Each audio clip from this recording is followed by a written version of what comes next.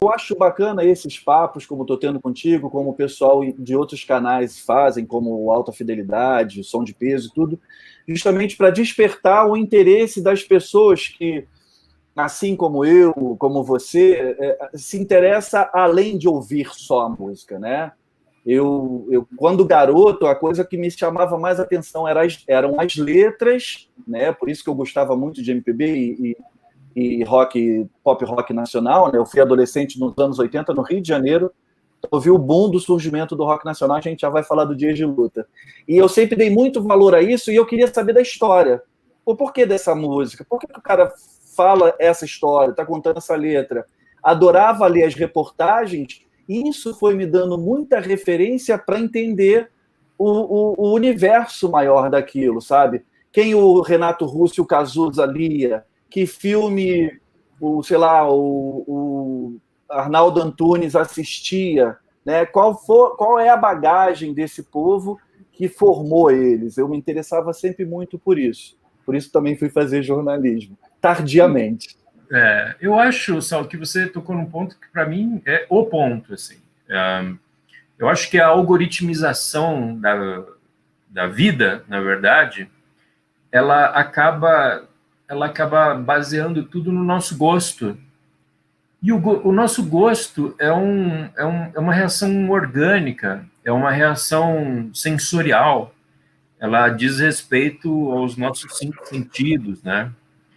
E eu acho que a gente foi perdendo um pouco o revestimento estético, político, né? Eu acho que a gente foi abrindo mão dessas coisas que você falou, assim, sabe? Eu gosto de muita coisa que eu sei que é ruim.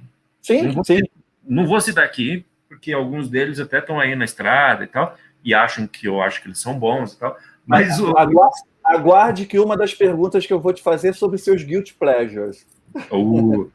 Mas assim, é ruim, cara. Mas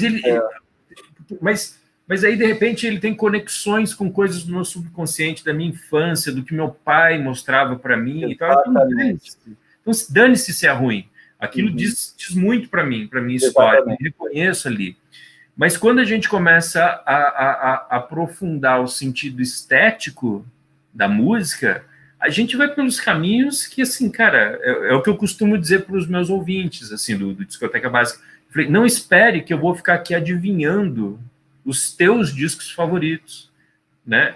Eu nem levo em consideração os meus discos favoritos. Sim. Eu falei assim, cara, o que eu acho que eu vou tentar fazer aqui é contar os discos que tenham as melhores histórias, o melhor subsídio, os melhores porquês eles são tão importantes.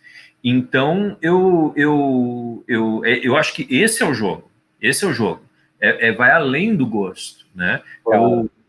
Eu não estou dizendo que você precisa gostar de Metallica, Led Zeppelin, Cartola e a banda de pífaro do Caruaru do mesmo jeito ou com a mesma intensidade. Eu acho que há pessoas assim, mas eu creio que não é preciso ser isso. Sim. Eu posso me deliciar na história de um artista que nem diz muito para mim, mas aquilo vai formando cultura. Né? Exatamente. Na verdade é disso. Exatamente. O que eu sinto, o que eu lamento demais, que eu não consigo ver nessa geração mais nova de agora, né? Com a música de agora. Eu não sou daqueles cinquentões que fica, na minha época era bom, na minha época era melhor. Não, hoje em dia, cara, uma infinidade de coisas são melhores do que antigamente. Tem uma ou outra, como a questão que eu já ouvi você falando numa entrevista da internet 2.0, como isso dificultou, né, o consumo de cultura, de informação e tudo. Mas, assim, para uma questão dessas, da minha época melhor, eu abro uma exceção. Não sei se é a música, mas a música que estava no mainstream, pelo menos, eu considero que era melhor do que agora. Para mim, entende? Estou falando que o cara que gosta do sertanejo universitário está errado.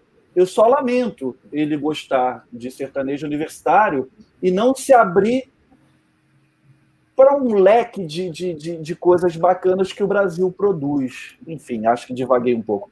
Não, eu acho que hoje eu fui ao mercado pela manhã e por algum motivo que eu não vou nem me atrever a explicar, eu fui escutando o Rádio Pirata ao vivo no fone de ouvido do RPM.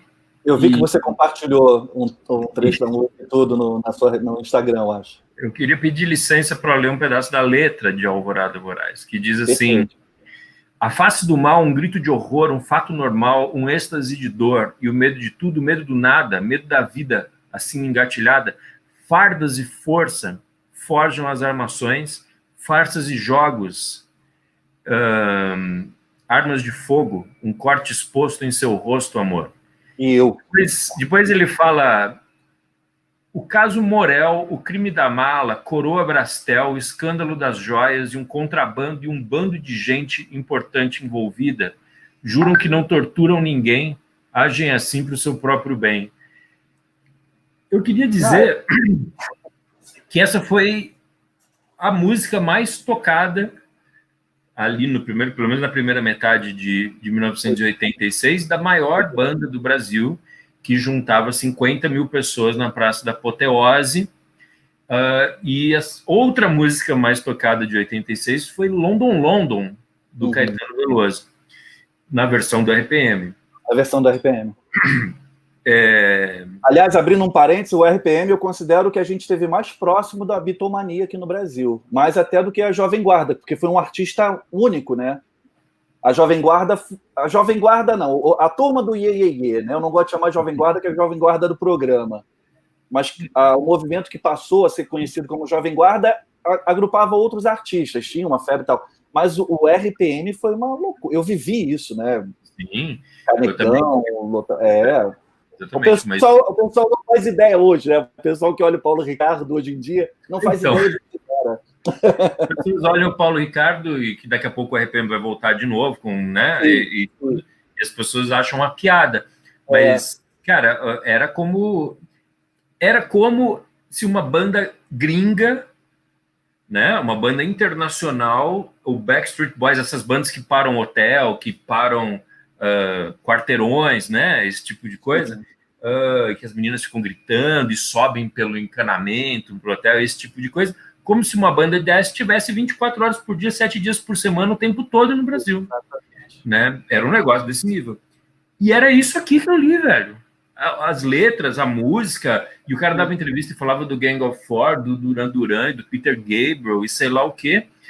E eu fiquei pensando no caminho do supermercado, cara, que não é possível que a gente acredite de fato que o baixo nível, a desinformação, o simplismo, só isso venda, só isso dê dinheiro. Porque a história mostra que não. A gente mora num planeta onde o Dark Side of the Moon vendeu 40 milhões de exemplares, entendeu? Onde o RPM já foi a maior banda do Brasil, entendeu? Só que aí, cara, o que eu pensei foi o seguinte: a gente vivia, Sal, num país...